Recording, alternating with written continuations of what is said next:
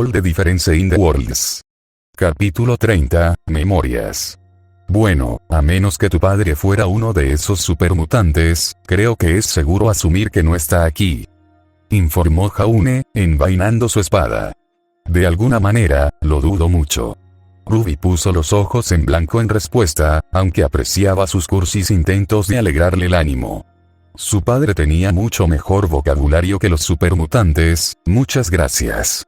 Además, la última vez que lo había comprobado, no era una masa chillona de músculos mutantes de 2 metros de altura.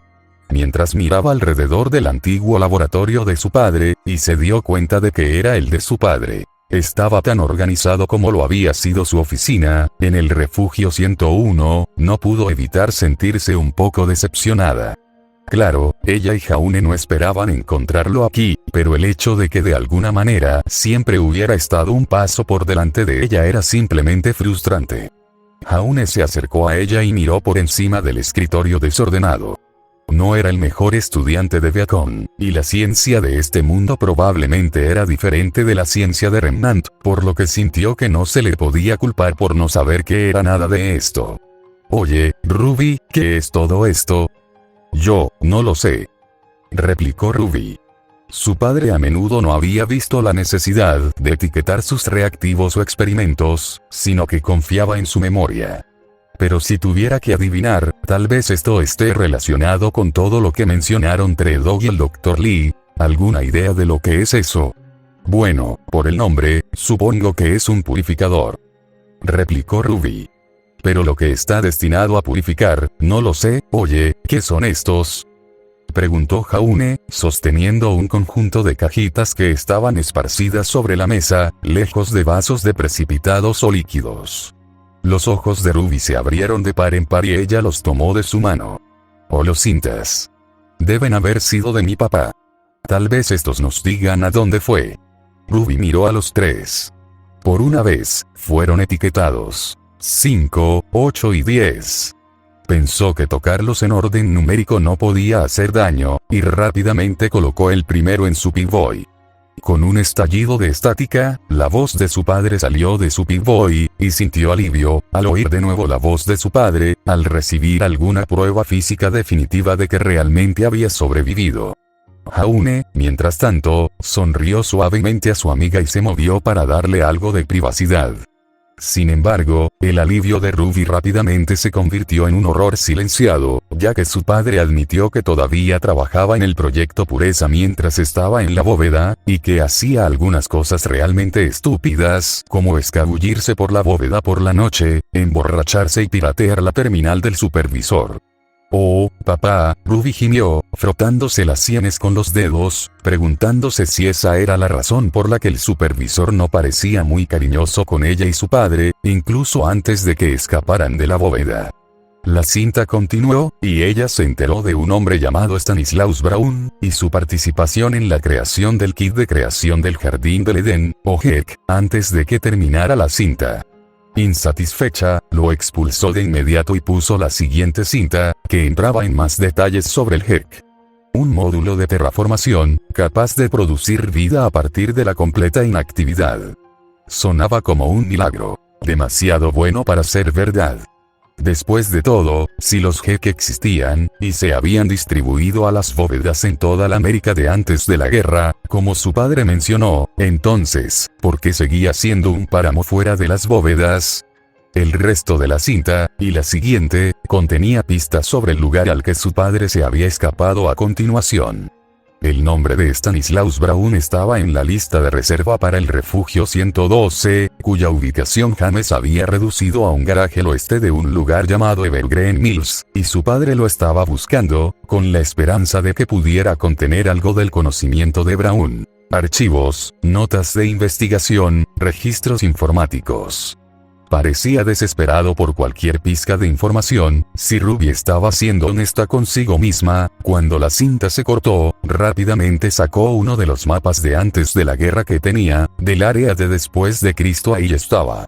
Evergreen Mills había sido una fábrica de antes de la guerra.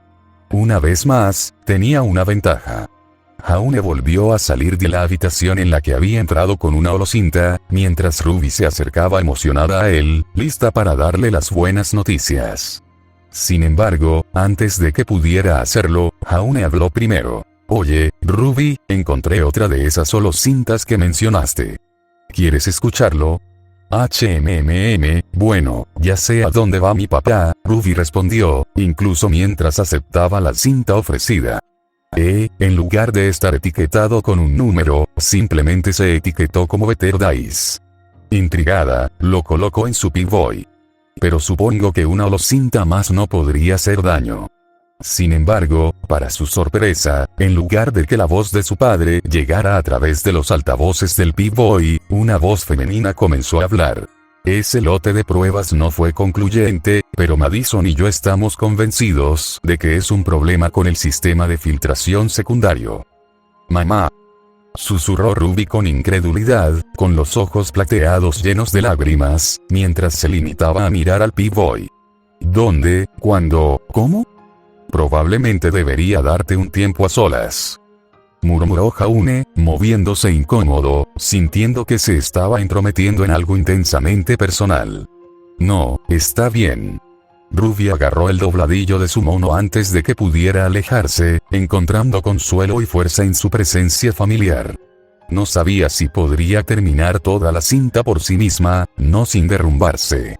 Bueno, si tú lo dices, respondió Jaune vacilante. Ruby no soltó su ropa, no respondió, mientras escuchaba a su madre dirigirse juguetonamente a su padre, el afecto claro incluso a través de las distorsiones del audio. Un dolor enterrado durante mucho tiempo en su pecho se hizo notar a ella, y por primera vez en mucho tiempo no pudo evitar preguntarse, ¿qué pasaría si?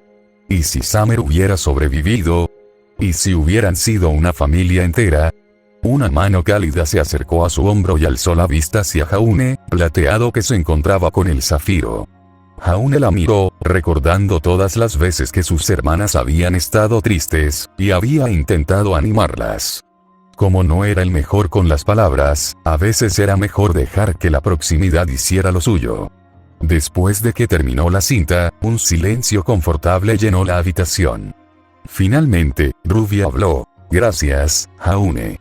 Jaune no sabía si le estaba agradeciendo por haberle dado la cinta o si se había quedado con ella. En cambio, simplemente le sonrió cálidamente y respondió. En cualquier momento, chica vómito. Bóveda 112, 4 días después. Entonces, ¿esto es una bóveda? Jaune miró sorprendida la gruesa puerta de metal mientras Ruby conectaba su Pip-Boy a la consola cercana y abría la bóveda. Sí. Honestamente, el mundo en el que crecí era como un mundo completamente diferente, en comparación con el exterior. Ruby compartió felizmente su conocimiento, mientras la puerta se abría hacia adentro, antes de rodar hacia un lado. Jaune miró fijamente la habitación que tenía delante, más allá de la puerta. Sí, podía ver por qué ella decía eso. Para él, sin embargo, la palabra que le vino a la mente no era tanto limpio como preservado. Entonces se le ocurrió una idea, y mientras entraba en la bóveda con Ruby, sonrió y dijo, oye, ¿quieres apostar si tu papá todavía está aquí? ¿Cómo? ¿Y qué hace el perdedor? Ruby no se echó atrás ante el desafío. El perdedor tiene la oportunidad de probar esos roedores cocidos del garaje. La sonrisa de Jaune se ensanchó. Sin embargo, a decir verdad, quería ver si podía aplicar las habilidades de cocina al aire libre que había aprendido de acampar cuando era más joven a la vida silvestre aquí. Como mínimo, ayudaría a reforzar sus suministros de alimentos, solo si usas ese desinfectante de alimentos que te dio Moira. Ruby fingió disgusto, aunque estaba secretamente excitada.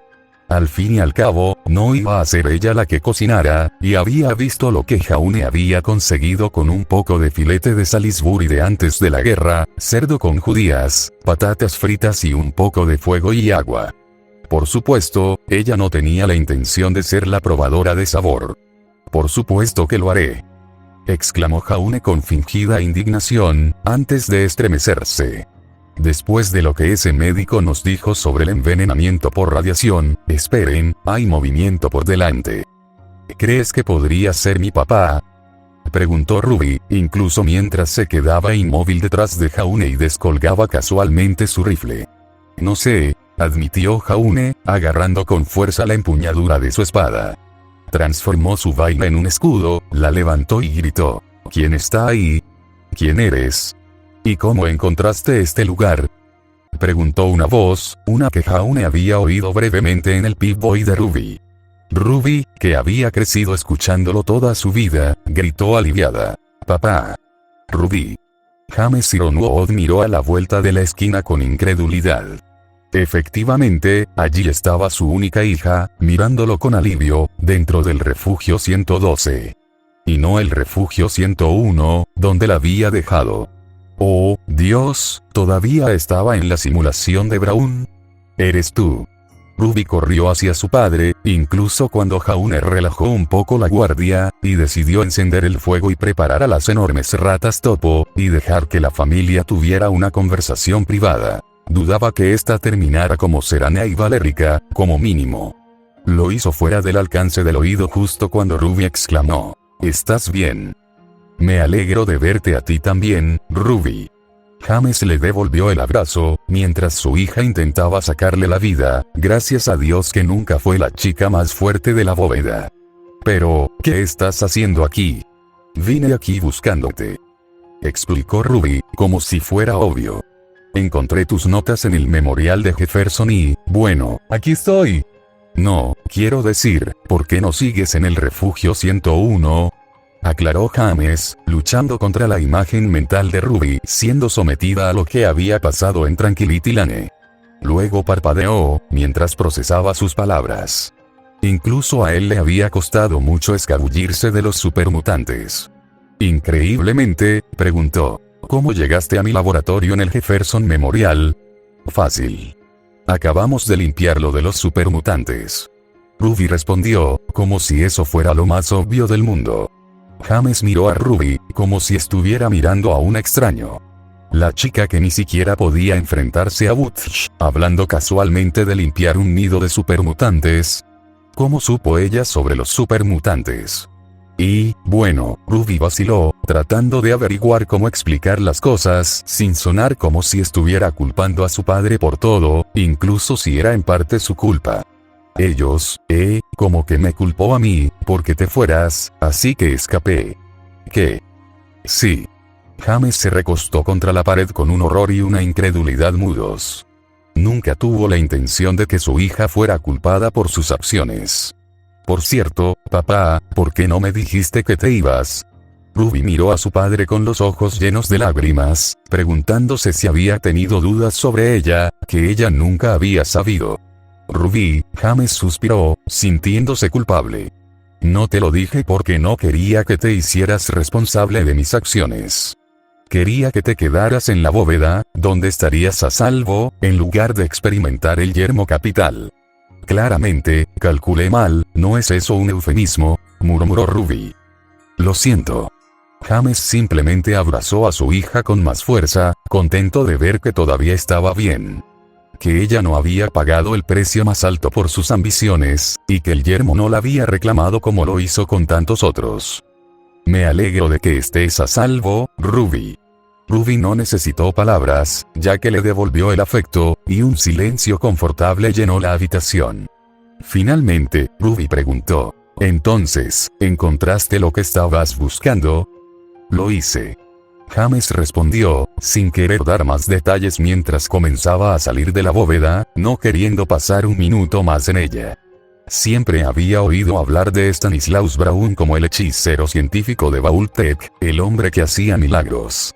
No esperaba que fuera un sádico psicópata con complejo de Dios cuando lo conoció en persona. El hecho de que también hubiera tenido privilegios administrativos en la simulación, la tecnología que Braun desarrolló es inestable, incluso peligrosa. Pero se puede adaptar para Project Purity. ¿Qué es el Proyecto Pureza, de todos modos?, preguntó Ruby, siguiendo a su padre. Podía ver la forma en que sus puños se apretaban ligeramente, antes de relajarse, escuchar la tensión en su voz, pero decidió no presionarla, al menos no todavía. Tal vez cuando salieron de la bóveda y él se calmó, T-Dog y el Dr. Lee lo mencionaron varias veces, pero todavía no estoy seguro de qué es. Fue un sueño. James comenzó, mientras recordaba todo el trabajo que él y Summer habían hecho, desde que dejaron el Refugio 21 y se aventuraron en el Yermo Capital. Los días de gloria, llenos de esperanzas e idealismo ingenuo, en los que había tenido un equipo completo, el apoyo de la hermandad, y todo le había parecido tan cercano, tan prometedor.